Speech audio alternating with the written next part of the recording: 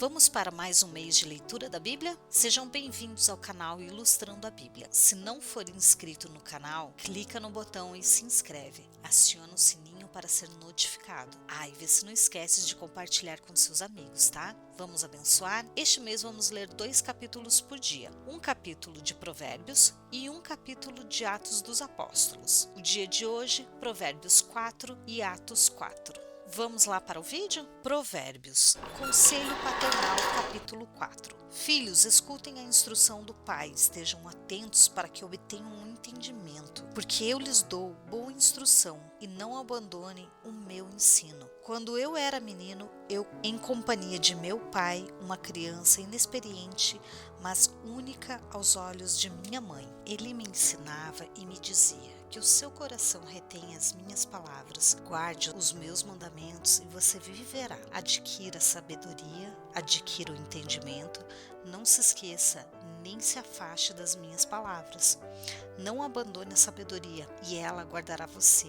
Ame-a e ela protegerá, e ela o protegerá. O princípio da sabedoria é: adquira a sabedoria. Sim, com tudo que você possui, adquira o entendimento. Valorize a sabedoria e ela o exaltará. Se você a abraçar, ela o honrará. Ela porá um diadema de graça em sua cabeça e lhe entregará uma coroa de glória. Meu filho, escute e aceite as minhas palavras e os anos de sua vida se multiplicarão. Eu ensinei a você o caminho da sabedoria e o fiz andar pelas veredas da retidão. Se você andar por elas, os seus passos não se embaraçarão. Se você correr, não tropeçará. Retenha a instrução e não a deixe.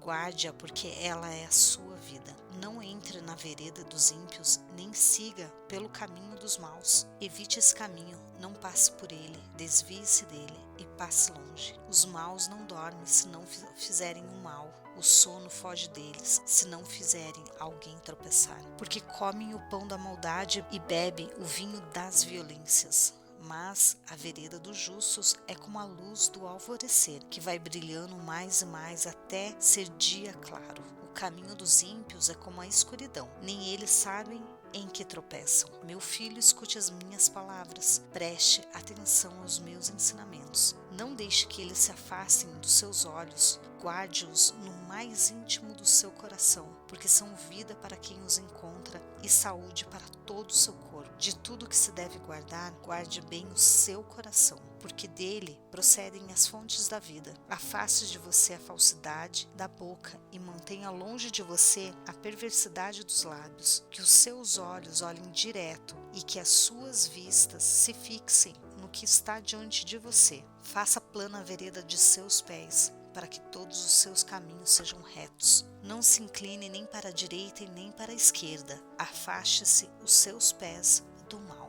Atos dos Apóstolos, Pedro e João diante do Sinédrio, capítulo 4. Enquanto Pedro e João ainda falavam ao povo, chegaram os sacerdotes, o capitão do templo e os saduceus, ressentidos porque os apóstolos estavam ensinando o povo e anunciando em Jesus a ressurreição dentre os mortos. Prenderam Pedro e João e os recolheram ao cárcere até o dia seguinte, pois já era tarde. Porém, muitos dos que ouviram a palavra creram, subindo o número desses homens a quase 5.000. No dia seguinte, as autoridades, os anciãos e os escribas se reuniram em Jerusalém com o sumo sacerdote Anás, com Caifás, João, Alexandre e todos os que eram da linhagem do sumo sacerdote. E colocando os apóstolos diante deles, perguntaram: com que poder ou em nome de quem vocês fizeram isso? Então Pedro, cheio do Espírito Santo, lhes disse: autoridade do povo e anciãos,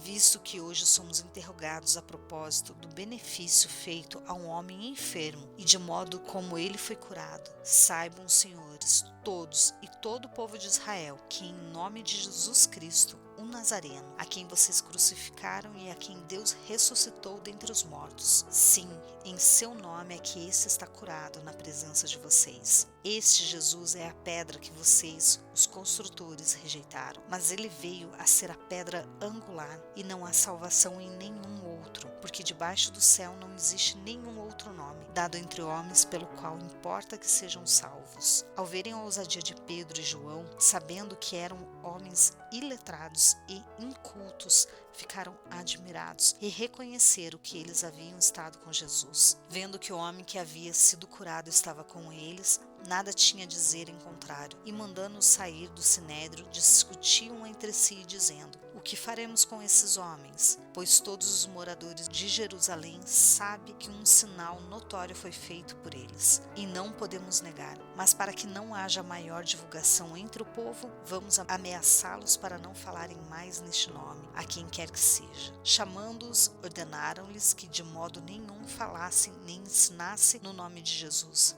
Mas Pedro e João responderam: os senhores mesmos julguem se é justo diante de Deus ouvirmos antes aos senhores do que a Deus, pois nós não podemos deixar de falar das coisas que vimos e ouvimos. Depois, ameaçando-os, mais ainda os soltaram, não tendo achado como os castigar por causa do povo, porque todos glorificavam a Deus pelo que tinha acontecido. Ora, o homem em quem tinha sido operado esse milagre de cura tinha mais de 40 anos de idade.